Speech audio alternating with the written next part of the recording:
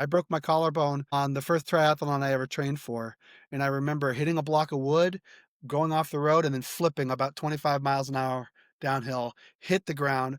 I mean, I didn't know I had broke my collarbone at the time, but I was still clipped into the bike, slid a bunch. I remember having the thought, "I'm so glad I have a helmet on for quick," and then bam, bam, bam, bam, bam, bam, bam. My head hit again, again, again. And then to your point, I mean, this is training. This is work. This is, I'm going to call it attitude, or how you view the world shows up in those stressful moments. Because I actually don't recall ever having an anger reaction. My first reaction, and I'm not joking, the first reaction I had is after I said ow, because I saw my collarbone, the bone sticking through my skin, and I was like, ow. I thought, what are three great things about this?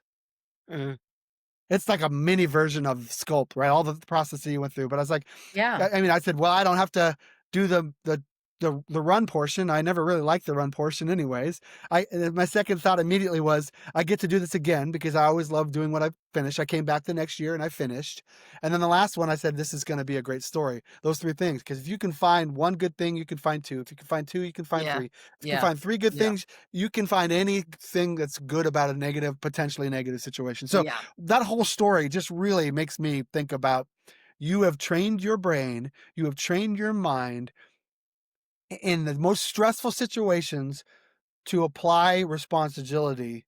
Yes. Um, And we do that with people in companies, yes, and there you we go. do it through these retreats and the coaching, and, like, we took a whole group of people to Austin, Texas last week, and we put them through drills. I mean, they're up at it's like boot camp for the soul. They're up at 10 o'clock at night, and we gave them a simulation like, "You're on a boat and it's sinking, and there's only room for 4 of you on the lifeboat. How do you pick who gets on?" And everybody was like, some people freaked out, some people didn't wanna do it, but in the end, they all saw the next day that it's just another trigger. This simulation, it's just another trigger. Then we put them on the high ropes course, and they had to go through the whole high ropes course, and then they chose to do it again in record speed because they pre-rehearsed. Mhm. But it wasn't just the physicality of the high ropes, it was the mental agility of, what do I need to do to get through this next challenge? So another way I look at this, it sounds like you're doing something similar. Whenever I set a goal, one of the things I like to do is I like to think of the worst case scenario. What's the worst thing that can happen? Well, I could die, or I could do this. And then what would that feel like? How would I handle it? But this whole prepping, like, you're just basically, these exercises, you're prepping them for how to handle the situations in the future.